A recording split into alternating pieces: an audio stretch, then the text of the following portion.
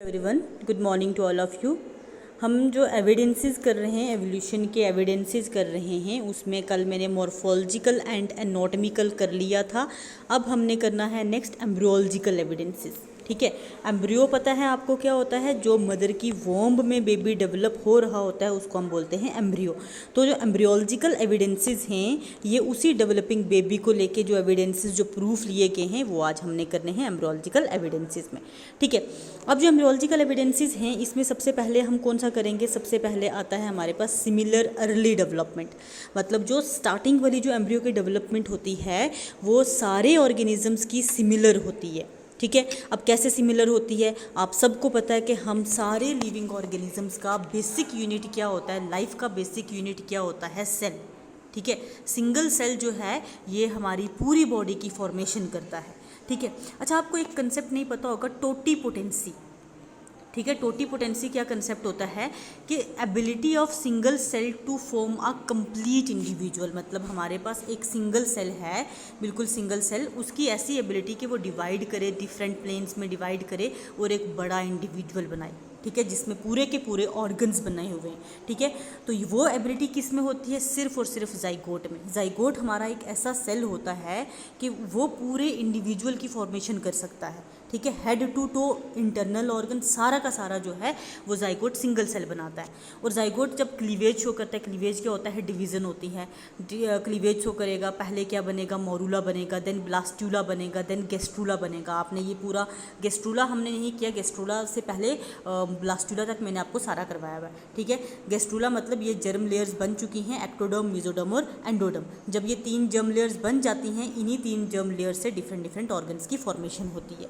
ठीक है, तो ये जो डेवलपमेंट का तरीका है ये सारे ऑर्गेनिज्म में सिमिलर है, चाहे वो हम ह्यूमंस हैं, अगर हम मैमल्स को छोड़ के हम बर्ड्स की बात करें, बर्ड्स को छोड़ के हम फिशेस की बात करें, जितने भी वर्टिब्रेट्स हैं उनमें अर्ली डेवलपमेंट जो है वो बिल्कुल सिमिलर होती है। ठीक है, सब में जाइगोट बनता है, सब में क्लीवेज होती है, सब में मोरूला बनता है, ब्लास्टूला बनता है, गेस्ट्रूला बनता है, उसके बाद जो है बॉडी की फॉर्मेशन होती है। ठीक है, तो ये एम्ब्रियोलॉजिकल एविडेंसेस ये क्या इंडिकेट करती है कि जो इनवर्टिब्रेट हैं उन्हीं से वर्टिब्रेट का ओरिजिनेशन हुआ है। और वर्टिब्रेट में पहले फिशेज आई हैं, देन एम्फीबियंस आए हैं, देन उसके बाद हमारे पास रेप्टाइल्स आए, एव्स आए, तो मैमल्स आए। ये चीज़ प्रूफ होती है। ठीक है, उसके बाद जो हमारे पास रिजेम्बलेंस किस में आती है? वर्टिब्रेट्स में।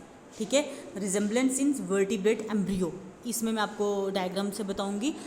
अब रिजेम्बलेंस किस में होती है? उनके शेप में, उनके स्ट्रक्चर में। अर्ली जब डेवलप हो रहे होते हैं, डेवलपिंग स्टेज में, उनमें काफ़ी सारे रिजेम्बलेंस होते हैं। जैसे कि हेड है किसी का, किसी भी ऑर्गेनिज्म का हेड पे उसकी आइज़ हैं, ईयर हैं, पूरी अगर आई नहीं बनी हुई, रूडिमेंट। अब एम्ब्रियो में तो रूडिमेंट्स होंगे, आहिस्ता आहिस्ता उसमें फॉर्मेशन होगी। रूडिमेंट ऑफ आई है, रूडिमेंट ऑफ नोज़ है, रूडिमेंट ऑफ लिप्स है। ठीक है, ये सारे हैं। लिम्ब्स के रूडिमेंट है, जैसे कि यहाँ से पूरी अगर बॉडी की बात करें, यहाँ बाजू हैं, उसके नीचे आ जाएंगी हमारे पास टांगे आ जाएंगी। इस तरह से रूडिमेंट्स बने होते हैं जो सब में सिमिलर होते हैं। जैसे कि ये देखो। अच्छा, मैंने आपको एक चीज़ बताई हुई थी पहले भी, कई बार मैंने आपको बताया कि आपको अगर कोई पूछता है कि क्या हमारी बॉडी में गिल्स प्रेजेंट होते हैं, तो आपका आंसर हमेशा होना चाहिए यस। ठीक है, कब प्रेजेंट होते हैं? ड्यूरिंग द एम्ब्रियोनिक स्टेज, जब बेबी डेवलप हो रहा होता है तो हमारी बॉडी में गिल स्लिट्स प्रेजेंट होते हैं। गिल स्लिट्स मतलब गिल्स की ओपनिंग होती हैं, बाद में वो मॉडिफाई हो जाते हैं, गिल्स डेवलप नहीं होते, बट गिल स्लिट्स प्रेजेंट होते हैं ड्यूरिंग एम्ब्रियोनिक स्टेज। अब ये देखो, ये हमारे पास एक क्या है, ये एक सेकेंड, हाँ ये देखो फिश है, रेप्टाइल है, बर्ड है और ह्यूमन है। गिल स्लिट्स देखो सब में प्रेजेंट है, सब में प्रेजेंट है। ठीक है, आहिस्ता बाद में वो डिग्रेड हो जाएंगे। फिशेज़ में अच्छे से गिल्स बन जाते हैं, रेप्टाइल्स में गिल्स नहीं बनते, बर्ड्स में गिल्स नहीं बनते, ह्यूमंस में भी गिल्स नहीं बनते, लेकिन एम्ब्रियोनिक स्टेज पे देखो सब में प्रेजेंट हैं। ठीक है, तो ये क्या इंडिकेट करता है कि वर्टिब्रेट का जो ओरिजिनेशन हुआ है इस तरह से ओरिजिनेशन हुआ है। ठीक है, ऐसे इनकी लाइन ऑफ ओरिजिनेशन है। पहले फिश आई है, एम्फीबियन आया, देन रेप्टाइल, बर्ड्स और मैमल्स आए। ठीक है, उसके बाद ये फिर से देख लो, ये हमारे पास फिश का एम्ब्रियो है। ठीक है, इस तरह से डेवलप होके फिश बना रहा है, चिकन इस तरह से चिकन पूरा बना रहा है, इस तरह करते करते ये पिग का है और ये हमारे पास ह्यूमंस का है। ठीक है, अर्ली एम्ब्रियोनिक की बात करें अगर हम, ये टॉप वाला आप देखो सबका सिमिलर है।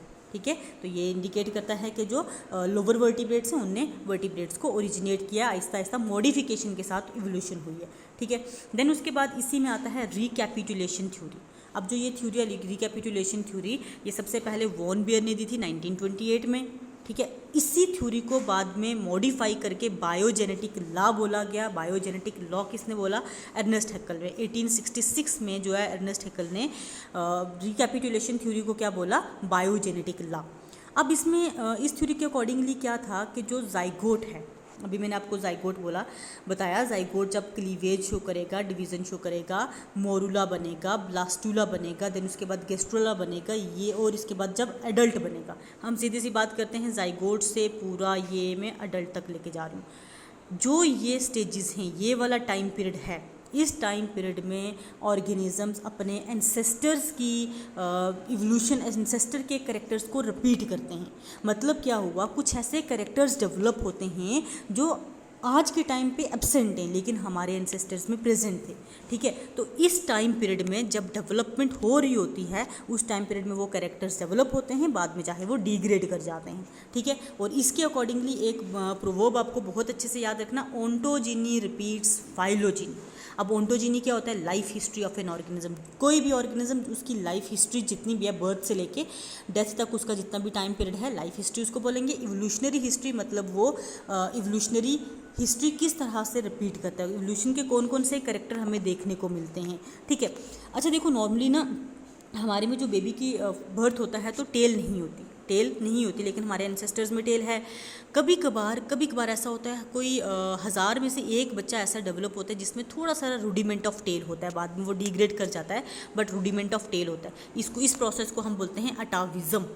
अटाविज़म क्या होता है? Reversal of ancestral character. Ancestor में जो करेक्टर हैं वो बाद में दोबारा किसी में अपीयर हों, उसको बोलते हैं अटाविज़म। ठीक है, तो ऑन्टोजिनी रिपीट्स फाइलोजिनी मतलब हमारे जो एंसेस्टर्स में करेक्टर हैं, हम वो अपनी लाइफ हिस्ट्री में कभी ना कभी उन करेक्टर को पोजेस करते हैं। ठीक है, अटाविज़म की मैं एक और एग्जाम्पल बाद में दूंगी, अटाविज़म हम अलग से करेंगे, आज हम उसमें नहीं कर रहे। ठीक है, उसके बाद एक और एग्जाम्पल के तौर पर आपको पता है टैडपोल लार्वा जो फ्रॉग का होता है, कहाँ रहता है? पानी में रहता है। पानी में रहता है तो मतलब रेस्पायर किससे करेगा? गिल से करेगा। इस तरह से होता है, गिल्स उसमें प्रेजेंट होते हैं। जब यही टैडपोल लार्वा कन्वर्ट हो जाता है फ्रॉग में, जब कन्वर्ट हो जाएगा फ्रॉग में, फ्रॉग किससे रेस्पायर करते हैं? या तो बक्कल कैविटी से रेस्पायर करेगी, या स्किन से रेस्पायर करेगी, या लंग से रेस्पायर करेगी। गिल्स इसमें नहीं होते। ठीक है, अब इसकी लार्वल फॉर्म में क्या गिल्स प्रेजेंट हैं? एडल्ट में गिल्स नहीं प्रेजेंट। तो ये क्या चीज़ इंडिकेट कर रहा है? गिल्स का प्रेजेंट होना इंडिकेट करता है फिश के फीचर। ठीक है, तो ये क्या इंडिकेट करता है कि जो फ्रॉग है वो फिश से डेवलप हुई है। ठीक है, फिश की में मॉडिफिकेशंस आई तो हमारे पास फ्रॉग डेवलप होगी। ठीक है, ये चीज़ जो है इंडिकेट करता है। टैडपोल लार्वा में गिल्स होते हैं, फ्रॉग में कोई गिल्स नहीं होते। ये इंडिकेट करता है फ्रॉग अपीयर हुई है किससे? फिश से। ठीक है, उसके अलावा और भी कई सारे टेम्परेरी स्ट्रक्चर डेवलप होते हैं ड्यूरिंग एम्ब्रियोनिक डेवलपमेंट, बाद में वो डिसअपियर हो जाते हैं। इन शॉर्ट हम एम्ब्रियोलॉजिकल एविडेंसेस शो करती हैं कि जो लोअर वर्टिब्रेट्स से उनने हायर वर्टिब्रेट को ओरिजिनेट किया है, और इनवर्टिब्रेट्स ने किसको ओरिजिनेट किया है? वर्टिब्रेट्स को। ठीक है, तो आज हम एम्ब्रियोलॉजिकल एविडेंस ही करेंगे, थोड़ी सारी बच गई हैं वो हम कल करेंगे। Thank you so much.